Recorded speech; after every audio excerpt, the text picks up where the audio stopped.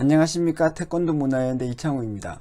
이 동영상에서는 고전 태권도의 개념에 대해서 설명을 드리겠습니다. 설명의 끝에서 간단히 첨부 태권도도 소개해 드리겠습니다.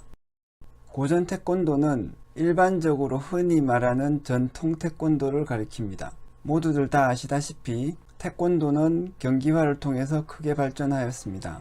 그 발전은 양적 발전과 질적 발전을 모두 포함하죠. 하지만 동시에 경기화 이전의 태권도와 몇몇 측면에서 달라졌고 뿐만 아니라 WT 태권도, ITF 태권도, 미국 태권도 등으로 분화하기도 했습니다. 또 이 과정에서 태권도가 원래 가지고 있던 많은 기법들이 망각되고 있기도 합니다. 고전 태권도는 바로 그 분화되기 전의 태권도, 여러 기법들이 망각되기 전의 태권도를 가리킵니다. 시간적으로는 대략 60년대, 70년대의 태권도를 말한다고 할 수 있겠습니다. 그럼 왜 전통 태권도라고 하지 않느냐? 전통이라는 말에 딴지를 거는 사람들이 많이 있을 수가 있고, 일단 기법을 설명할 때는 그런 논쟁을 굳이 가지고 들어올 필요가 없다고 생각하기 때문입니다. 자, 그럼 고전 태권도의 특징을 살펴보겠습니다. 이 고전 태권도 혹은 전통 태권도는 몇 가지 특징을 가지고 있습니다. 첫째, 자연 발생적인 무예였죠. 자연 발생적인 무예가 무슨 뜻인지를 알기 위해서 오늘날을 생각해 봅시다. 오늘날 태권도 혹은 무예를 배우는 목적에는 여러 가지가 있을 수가 있습니다. 인격 수양을 위해서 배울 수도 있고, 태권도 선수가 되어 메달을 따기 위해서 배울 수도 있고요. 영화 주인공처럼 멋지기 위해서 태권도를 배울 수도 있겠습니다. 하지만 무예가 처음 생겨날 때, 즉 자연 발생할 때는 그런 것이 아니겠죠. 무예를 통해서 인격 수양을 한다거나 메달을 딴다거나 영화 주인공처럼 멋지게 된다는 것은 그 무예가 먼저 존재하고 인정받고 난 이후에야 가능한 것입니다. 이렇게 사회적으로 특별히 무예를 요구하지 않음에도 불구하고 무예가 생겨났을 때 그것은 무예의 가장 본질적인 목적을 위해서 생겨납니다. 경기가 없어서 메달을 딸 일도 없고 협회가 없어서 단정을 딸 일도 없을 때 주먹을 지르고 발차기를 하는 동작은 왜 생겨나겠습니까? 동어 반복처럼 들리겠지만 바로 주먹을 잘 지르고 발차기를 잘 하기 위해서 생겨나는 것입니다. 그럴 수밖에 없겠죠? 이것을 간단히 말하면 바로 격투에서 싸워 이기기 위해서 무예가 생겨났다는 말입니다. 둘째, 고전 태권도는 매우 강력하고 살상력이 있는 무예였습니다. 싸움을 잘하기 위한 무예가 사회적으로 살아남아서 후대에 전성되었습니다. 왜 그럴까요? 기본적으로 싸움을 잘하는 데 효과가 있었기 때문이죠. 즉 실전성이 매우 뛰어났던 것입니다.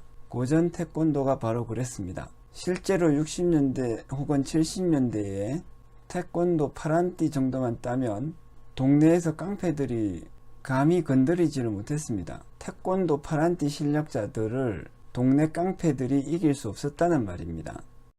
하지만 고전 태권도에는 몇 가지 단점들도 있습니다. 첫째, 여러 기법들이 섞여 있습니다. 택견의 다양한 발차기들도 섞여 있고 어디서 왔는지 출처를 알 수 없는 손기술들도 많이 섞여 있습니다. 그래서 기법들이 통일성이 없습니다.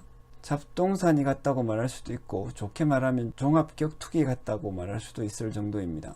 발차기도 있고 주먹 지르기도 있지만 발걸어 넘어뜨리기도 있고 업어치기도 있습니다. 이렇게 많은 기법들이 있는 것도 나쁘진 않지만 실제로 습득하기에는 좋지 않은 점도 있습니다. 수백 가지 기법을 쓸 수 있다는 것은 사실 하나도 제대로 기법을 쓰지 못한다는 뜻일 수도 있거든요. 둘째, 자연 발생적인 고전 태권도에는 체계가 없습니다. 나름대로 기본 동작, 품새, 겨루기, 호신술, 격파 등으로 체계를 만들어 놓긴 했습니다.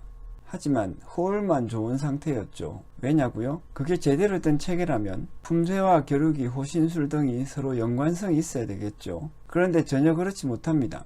예를 들면 태권도 품새와 겨루기는 완전히 따로 놀죠. 거의 상관이 없는 전혀 다른 무술처럼 따로 놉니다.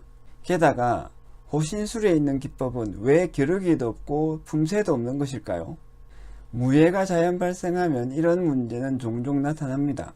그럼에도 불구하고 고전 태권도는 자연 발생적인 실전적 무예로서 그 가치는 매우 크다고 봅니다. 이에 따라서 고전 태권도에 접근하는 몇 가지 입장이 필요하게 됩니다. 일단 고전 태권도를 잘 보존하고 싶다. 그러면 있는 그대로의 기법들을 잘 수집하고 기억해야 됩니다. 누군가는 그것을 기록하고 누군가는 그것을 습득해서 시범을 보일 수 있어야 되겠죠. 다른 한편 고전 태권도를 단지 보존하는 것에 그치는 것이 아니라 제대로 수련하고 싶다. 그러면 고전 태권도를 체계화해서 수련해야 됩니다. 이 체계화라는 것은 체계화하는 사람의 생각과 관점에 따라서 달라질 수 있으므로 체계화된 고전 태권도는 여러 버전이 있을 수 있게 됩니다. 이제 설명드리려고 하는 천부 태권도는 그 중에 하나입니다. 천부 태권도는 한국의 전통 사상을 바탕으로 고전 태권도의 기법을 체계화한 것입니다. 한국의 전통 사상에도 역시 여러 가지가 있죠. 성리학도 있고 불교도 있고 무속도 있습니다. 천부 태권도는 그 중에서도 천부경을 중심으로 하는 삼재와 강유의 원리를 바탕으로 체계화된 고전 태권도입니다. 잘 아시다시피 삼재는 하늘, 땅, 사람을 의미하고 강유는 단단함과 부드러움을 뜻합니다. 강유가 서로 섞여서 여러 구체적인 동작들이 되는데 이 구체적인 동작들이 하늘, 땅, 사람의 삼재의 원리로 조합됩니다. 이것은 갖가지 어문들이 삼재의 원리로 만들어진 모음에 의해서 조합되는 한글의 창제 원리와 근본적으로 같은 방식이라고 볼 수 있습니다. 하늘, 땅, 사람, 즉 천, 지, 인, 삼재가 모음자에 스며 있다. 천부경의 원리 입각해서 체계화했다고 해서 천부경의 천부, 태권도의 태권도를 붙여서 천부 태권도라고 부릅니다. 뭐든지 처음 접하게 되면 낯설기 마련이죠. 여러분들도 천부 태권도라는 말을 들으면 낯설 겁니다. 거기서 거부감도 생길 수 있죠. 하지만 이것은 고전 태권도가 청도관 스타일, 창부관 스타일, 지도관 스타일 등으로 재해석됐던 것과 같다고 보시면 됩니다. 혹은 오늘날의 태권도가 경희대 스타일, 용인대 스타일, 한체대 스타일 등으로 해석되는 것과 같다고도 볼 수 있습니다. 더 가볍게 보자면 동네 태권도장 다닌 사람들의 태권도를 가리켜서 무슨 도장 태권도라고 부르는 것 같다고도 볼 수 있습니다. 뭐 좀 다른 이름을 붙였는데 대단할 건 없다는 뜻입니다. 그렇게 천부 태권도는 특정한 관점에서 체계화된 고전 태권도일 뿐입니다. 다음 기회에 천부 태권도가 태권도의 고전 기법들을 체계화하는 방식에 대해서 상세히 설명드리도록 하겠습니다.